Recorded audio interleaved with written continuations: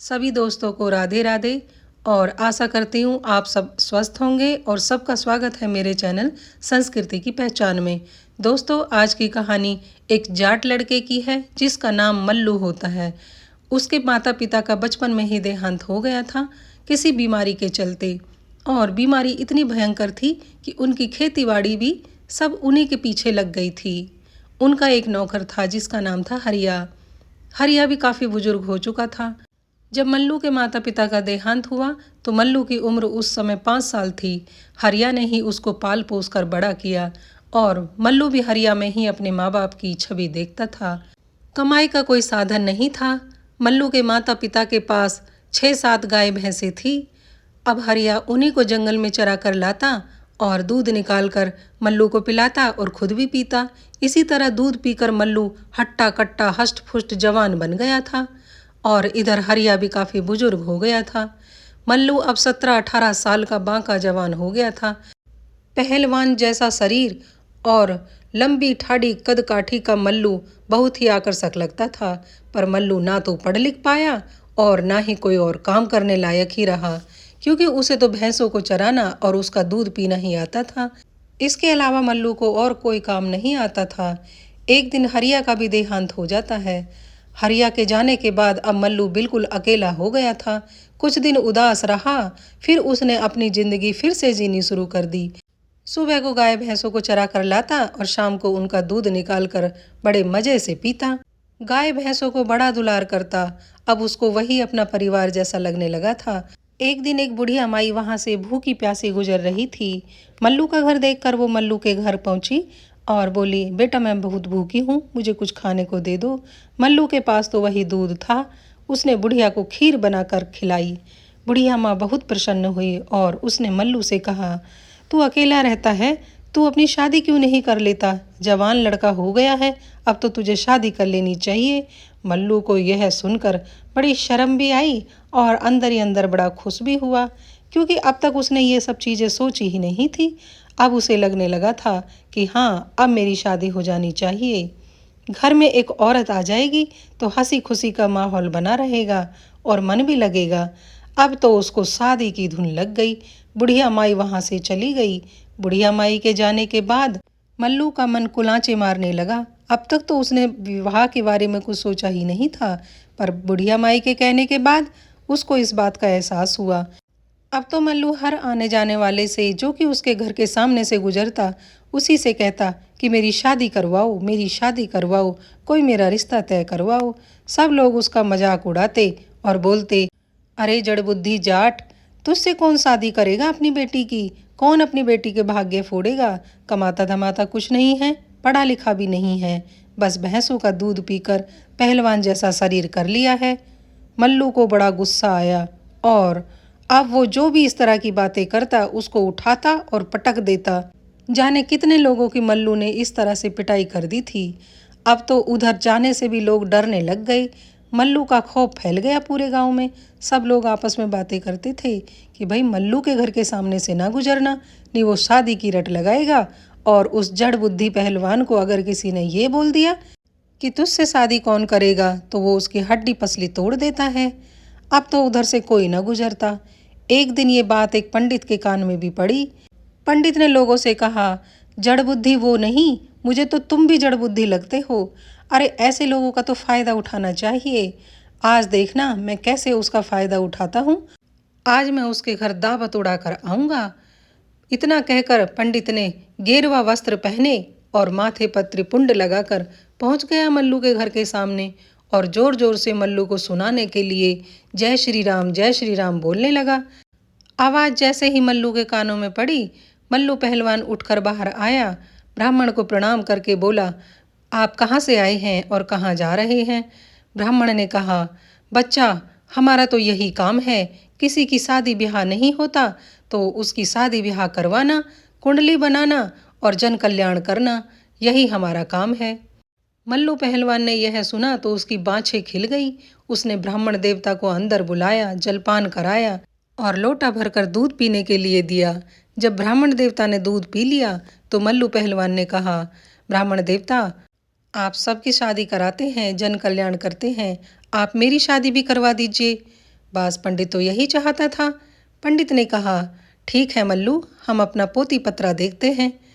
पंडित ने अपना पोती पत्रा निकाला, कुछ पर्चे पलटने के बाद बोला, मल्लू तुम्हारी तो राशि में ग्रह दोष है, पूजा करानी पड़ेगी, हलवा खीर पूरी का भोग लगाना पड़ेगा और एक ब्राह्मण को जिमाना पड़ेगा। मल्लू ने कहा, आपको ही जिमा दूंगा, आप ही वो पूजा पाठ करवा देना। कब करनी है पूजा? तो पंडित ने कहा, शुभ काम में देरी नहीं मल्लू पहलवान, कल ही करा लो पूजा। मल्लू तैयार हो गया, क्योंकि बात उसके विवाह की थी। उसने किसी पड़ोसी से थोड़े से पैसे उधार लेकर बाजार से सामान लेकर आया और पड़ोस की चाची से बोला, चाची आपको थोड़ा खाना बनाना है, क्योंकि मुझे तो कुछ आता जाता नहीं है। चाची भी तैयार हो गई। अगले दिन पंडित जी आए, पूजा पाठ की और हलवा पूरी की दावत उड़ाकर चले गए। कुछ दिन बाद मल्लू ने देखा, पूजा कराने के बाद भी मेरा तो विवाह ही नहीं हो रहा।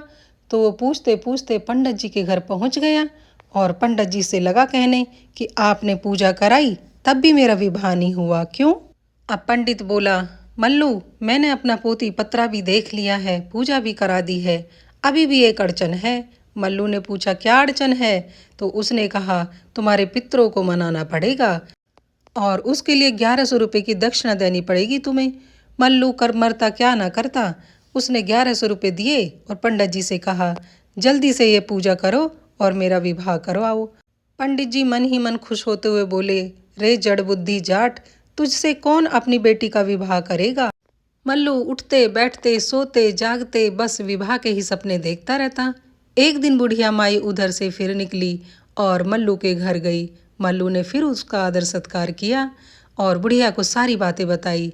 तो बुढ़िया ने कहा, रे जड़ बुद्धि जाट, ऐसी भी कोई पूजा होती है जिससे किसी का विवाह हो जाए? वो पंडित तुझे चूना लगा गया है। इस पर मल्लू को बड़ा गुस्सा आया और उसने पंडित से बदला लेने की सोची।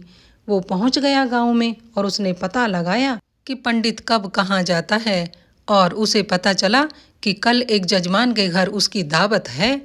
अगले दिन मल्लू पंडित से भी पहले पहुंच गया और पड़ोस के बहुत सारे बच्चों को इकट्ठा करके उन्हें अच्छे से समझा दिया कि जब पंडित जी खाने के लिए बैठें तो तुम्हें एक साथ एक स्वर में क्या बोलना है। मल्लू ने पहले से ही पता लगा रखा था कि आज जजमान के घर खीर पूरी की दावत है। जैसे ही पंडित आया और जजमान को अपनी बातों में फंसाकर खीर खाने के लिए बैठा, वैसे ही बच्चों ने जोर जोर से बोलना शुरू किया, 4 चमन्नी पीर पे, पंडित मर गया खीर पे, पूजा एक बहाना है, इसको खीर खाना है, ये तो ढोंगी पंडित है, इसकी पूजा खंडित है। बच्चों का शोर सुनकर अब तो जजमान ने भी खीर का बर्तन पीछे सरका लिया। पंडित का मुंह देखने लायक था, बेचारा शर्म से उठकर चल दिया। जजमान को भी समझ आ गया था कि ये पाखंडी पंडित है। सभी गांव वाले अब पंडित से सचेत रहने लगे। अब पंडित ने दूर के गांव में जाकर अपनी पंडिताई करना शुरू किया, पर वहां भी मल्लू पहलवान ने उसका पीछा नहीं छोड़ा। वह गांव में जाकर पहले ही पता लगा लेता था कि आज किस जजमान के घर पंडित की दावत है और आज खाने में क्या बन रहा है। इसी तरह उसे पता चला कि कल पंडित जी की फलां जजमान के घर दावत है और दावत में हलवा पूड़ी बन रहे हैं। सो उसने बच्चों को पहले ही समझा कर तैयार कर दिया था, थोड़ा सा लालच देकर। पंडित जी जैसे ही घर में पहुंचे और जिमने के लिए बैठे, बच्चों ने बोलना शुरू कर दिया, 4 चमन्नी कलवा पे, पंडित मर गया हलवा पे, पूजा एक बहाना है, इसको हलवा खाना है, ये तो ढोंगी पंडित है, इसकी पूजा खंडित है। अब तो वहां के जजमान भी पंडित की तरफ तिरछी निगाह से देखने लगे। पंडित वहां से भी सर पर पैर रखकर भागा और भागते भागते बड़बड़ाने लगा, इस मल्लू पहलवान ने तो मेरी दुकानदारी ही ठप करवा दी। वो दौड़ता दौड़ता मल्लू के पास पहुंचा और बोला, मुझे माफ़ कर दे मल्लू पहलवान, तूने तो मेरी दुकानदारी ही बंद करवा दी, मेरा खाना कमाना सब बंद करवा दिया। मल्लू पहलवान ने बोला, तेरा पीछा जब छोड़ूंगा, पहले तू मेरी शादी करवा, तूने शादी के नाम पर दावत उड़ाई है ना, अब तू मेरी शादी कराएगा तभी तेरा पीछा छूटेगा। पंडित ने कहा, ठीक है, पास के गांव में जाता हूँ और वहाँ पर एक जाट परिवार रहता है, उसकी बेटी बहुत ही सुंदर है, उससे तेरे रिश्ते की बात चलाता हूँ। जाट सुनकर बड़ा खुश हुआ। पर उसे पंडित पर अभी भी विश्वास नहीं था। उसने पंडित से कहा, जब भी तू रिश्ते की बात करने बेटी वाले के घर जाएगा तो मेरा एक मित्र तेरे साथ जाएगा, तेरी हरकतों पे नजर रखने के लिए। पंडित ने सहमति में अपनी गर्दन हिला दी। जब अगले दिन पंडित रिश्ते की बात करने चला तो मल्लू पहलवान ने अपने मित्र को उसके साथ भेज दिया और अच्छे से समझा दिया। पंडित मल्लू का मन रखने के लिए रिश्ते की बात करने के लिए तैयार तो हो गया, पर मन ही मन कह रहा था, मल्लू पहलवान, अब तो तेरा रिश्ता हरगिज ना करवाऊं। थोड़ी देर बाद दोनों लड़की वाले के घर पहुंच गए। लड़की के बाप से मिलकर पंडित ने रिश्ते की बात करी तो उसके जजमान ने कहा, पंडित जी, जैसा आपको ठीक लगे वैसे हम तैयार हैं। आपने कहा है हमारी बेटी उस घर में सुखी रहेगी तो हमारी बेटी सुखी ही रहेगी। आपके कहने पर हम रिश्ता करने के लिए तैयार हैं। मल्लू पहलवान का मित्र उसके साथ था तो वो उनको कुछ बता ना सका और मल्लू पहलवान की मजबूरी में तारीफ करनी पड़ी। अब उसे कोई उपाय ना सूझा तो उसने एक कागज निकाला जिस पर कुछ आड़ी तिरछी लाइनें बनी हुई थी और 2 लाइन संस्कृत में कुछ लिखा हुआ था। मल्लू चौधरी के दोस्त ने खूब झांक झांक कर देखा कि कागज में क्या लिखा हुआ है, पर वो पंक्ति संस्कृत में थी तो वो कुछ समझ ना सका। पंडित ने वो पर्चा बेटी के बाप के हाथ में थमा कर कहा, आप ये कुंडली रख लो, ये लड़के की कुंडली है। मैंने तो अच्छे से देख ली है, सारे गुण मिलते हैं। किसी श्रेष्ठ पंडित को और दिखा लेना, आपके मन की शंका थोड़ी बहुत जो होगी वो भी खत्म हो जाएगी। पंडित जी की बात सुनकर बेटी के पिता ने कहा, ठीक है पंडित जी, आप कहते हैं तो दिखा लेंगे, नहीं तो आपकी बात पर हमें विश्वास है कि आपने हमारी बेटी के लिए कोई अच्छा वर ही ढूंढा होगा। पहले जमाने में नाई और पंडित ही वर ढूंढते थे और माता पिता आंख बंद करके उन पर भरोसा करके अपनी बेटियों का विवाह कर देते थे।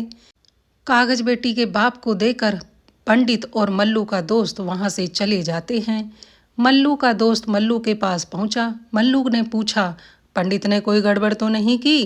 तो मल्लू के दोस्त ने कहा, गड़बड़ तो कुछ नहीं की, पर उसने एक पर्चा बेटी वाले को दिया जिस पर कुछ लकीरें बनी हुई थी और 2 पंक्तियां लिखी हुई थी, पर वो संस्कृत में लिखी हुई थी और पंडित बोल रहा था, ये लड़के की जन्म कुंडली है।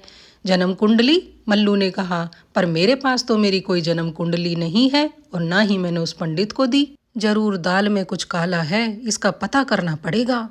पंडित दाव खेल गया है शायद। अगले दिन मल्लू ने एक ऋषि का भेष बनाया। साधु बाबा का भेष बनाने के लिए उसने गेरुआ वस्त्र पहने, बड़ी बड़ी दाढ़ी मूछ लगाई और माथे पर त्रिपुंड लगा एक थैला लटका लिया और बेटी वाले के घर के सामने पहुंच गया। वहां पर जाकर उसने अलग निरंजन की धुनी रमाई। लड़की का पिता दरवाजे पर आया, साधु बाबा को खड़ा देख प्रणाम किया और उनसे पूछा, बाबा कहाँ से आ रहे हो और कहाँ जाओगे? तो बाबा ने कहा, बच्चा, हमारा कोई ठिकाना नहीं है, हम तो जन कल्याण करते हुए घूम रहे हैं, अभी हिमालय से तपस्या कर कर आ रहे हैं। लड़की के पिता ने सोचा, ये तो बहुत पहुंचे हुए साधु हैं, क्यों ना लड़के की कुंडली इन्हें ही दिखाई जाए।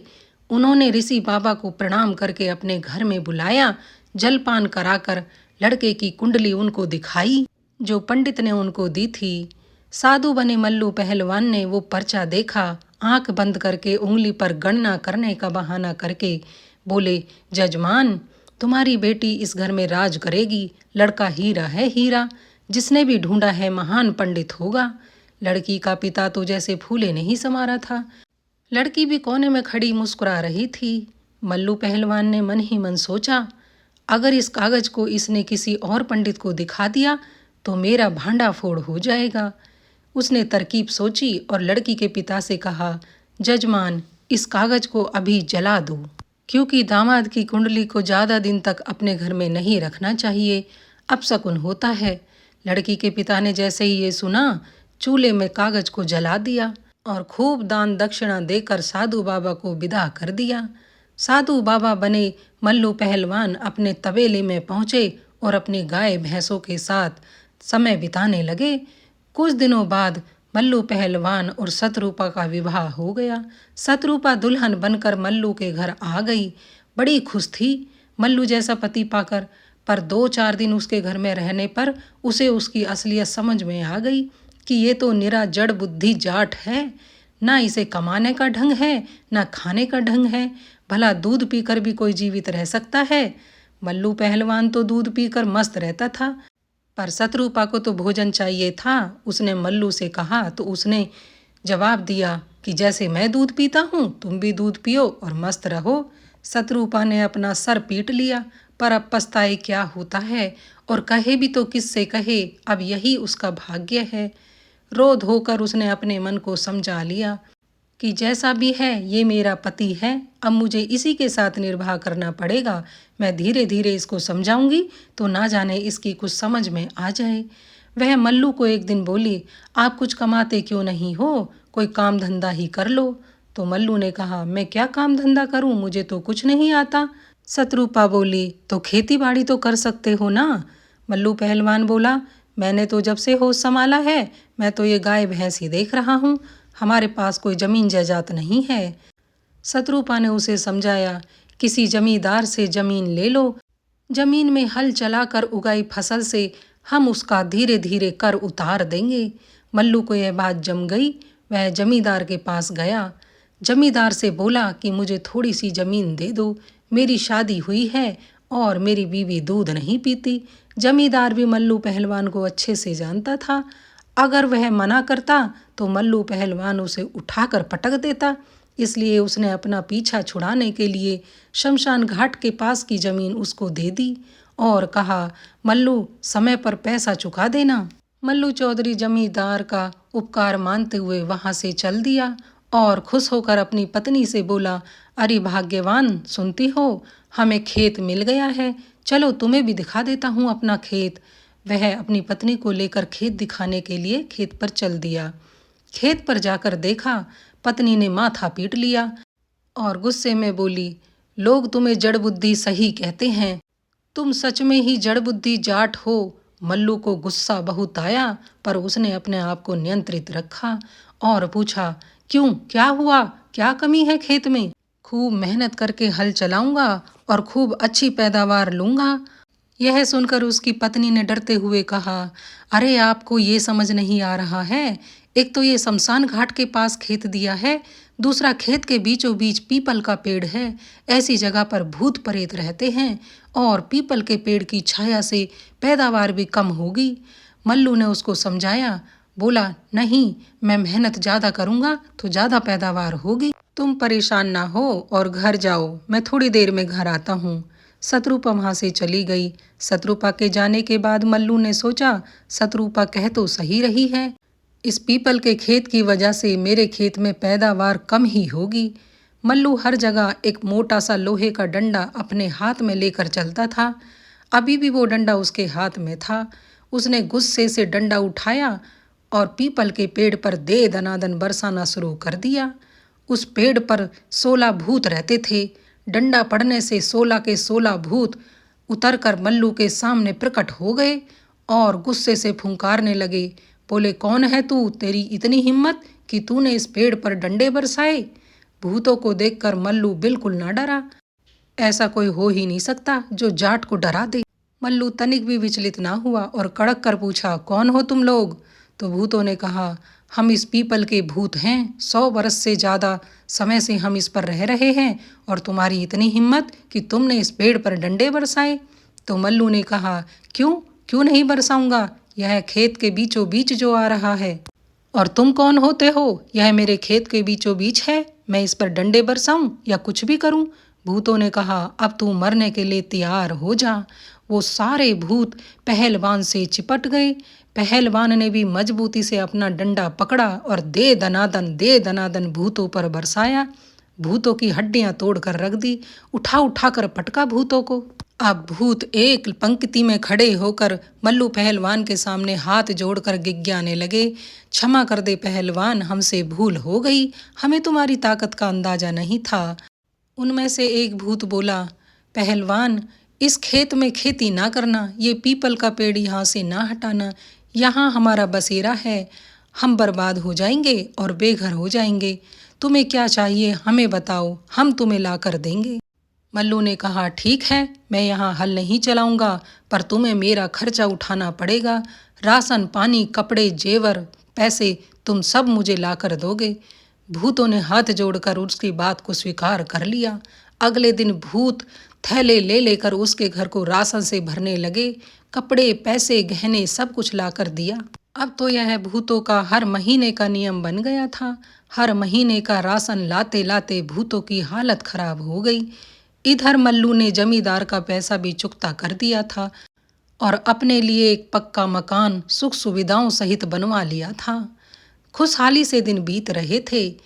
एक दिन भूतों का गुरु भूतों से मिलने आया। भूतों की खराब हालत को देखकर उसने कहा, तुम्हारी यह हालत किसने कर दी? तुम इतने कमजोर क्यों हो रहे हो सब के सब? तो भूतों ने हाथ जोड़कर अपने गुरु से कहा, गुरुजी हमें बचाइए। वो एक किसान है और उसने मार मार कर हमारी हड्डी पसली तोड़ दी है। हमें इस शर्त पर छोड़ा है कि हम हर महीने उसके घर को राशन से भर कर रखेंगे। गुरु जोर से हंसा और बोला, अरे मूर्खो, भूत भी किसी के गुलाम होते हैं क्या? भूत डरते नहीं, सबको डराते हैं। कौन है वो? मुझे दिखाओ, मैं उसको सबक सिखाता हूँ। सारे भूत दूर से किसान का घर गुरु को बताकर लौट जाते हैं। गुरु बड़ी हैंकड़ी के साथ उसके घर में जाने का रास्ता ढूंढने लगा। इधर मल्लू पहलवान के घर में एक बिल्ली रोज दूध पी जाती थी। आज मल्लू पहलवान उसकी चौकसी पर खड़ा था डंडा लेकर। एक नाली में से बिल्ली रोज निकलती थी। आज मल्लू डंडा लेकर उस नाली के पास ही खड़ा था और मन ही मन बोल रहा था, आज बिल्ली की खैर नहीं है, आज उसे नहीं छोड़ूंगा, वो रोज दूध झूठा कर कर जाती है। इधर भूतों का सरदार उसी नाली से घर में घुसने की सोच रहा था। उसने जैसे ही गर्दन नाली से अंदर को की, मल्लू पहलवान ने उसकी गर्दन पकड़ ली और लगा उसको सूंढने। बहुत मारा। पिटते ही भूत अपने असली रूप में आ गया और कर्रा कर हाथ जोड़कर छोड़ने की विनती करने लगा। मल्लू पहलवान बोला, कौन है तू और यहाँ क्यों आया है? इस पर भूतों का गुरु बोला, मैं भूतों का गुरु हूँ, माई बाप मुझे छोड़ दो। मैं तो बस यहाँ यह पूछने के लिए आया था कि राशन पानी कम तो नहीं पड़ता? अगर कम पड़ता है तो थोड़ी मात्रा और बढ़ा दें क्या? मल्लू ने कहा, कम तो नहीं पड़ता, पर अगर तुम मात्रा बढ़ाना चाहते हो तो बढ़ा दो। इस बार दुगना राशन लेकर आना मेरे घर। भूतों का सरदार गिरते पड़ते अपने भूतों के पास पहुंचा। अपने गुरु की ऐसी दीनहीन हालत देखकर भूतों ने पूछा, क्या हुआ गुरुजी? तो उनके गुरु ने कहा, अरे कमबख्त, तो किस जाट बुद्धि के पास मुझे मरवाने भेज दिया? तुमने मुझे पहले से क्यों नहीं बताया कि वो जाट है और ऊपर से पहलवान भी? तुम्हें पता है मैंने अपनी कैसे कैसे जान बचाई? मैंने उससे इस शर्त पर अपनी जान बचाई है कि आज से हम दुगना राशन उसके घर पहुंचाएंगे। भूतों ने जब यह सुना तो उनका पारा चढ़ गया। हमारी तो इतने राशन में ही हालत खराब हुई रहती है, तुम ये क्या कर कर आ गए? सारे भूत अपने सरदार को मारने के लिए उसके पीछे पीछे भागे। गुरु तो भाग गया, पर अब भूतों की हालत टाइट हो गई। अब दुगना राशन मल्लू के घर पहुंचाना पड़ता था। इधर मल्लू और शत्रुपा ठाट बाट से अपनी जिंदगी जी रहे थे। एक जाट ने, जिसको सब जड़ बुद्धि कहते थे, उसने भूतों को भी अपना गुलाम बना लिया था और मज़े से ज़िंदगी गुजार रहा था। इधर पंडित जी को भी सबक मिल गया था। तो दोस्तों, यहीं पर हमारी कहानी समाप्त होती है। हमारी आज की कहानी आप लोगों को कैसी लगी, कृपया अपनी राय कमेंट बॉक्स में ज़रूर दें। कहानी थोड़ी सी भी अच्छी लगी है तो एक लाइक कर दें। चैनल पर नए आए हैं तो चैनल को सब्सक्राइब कर लें और बेल आइकन दबा दें। दोस्तों, अभी के लिए हमें विदा दें। ऐसी ही रोमांचक कहानी के साथ मैं सीमा यदुवंशी आप सबके सामने फिर हाजिर होंगी। राधे राधे।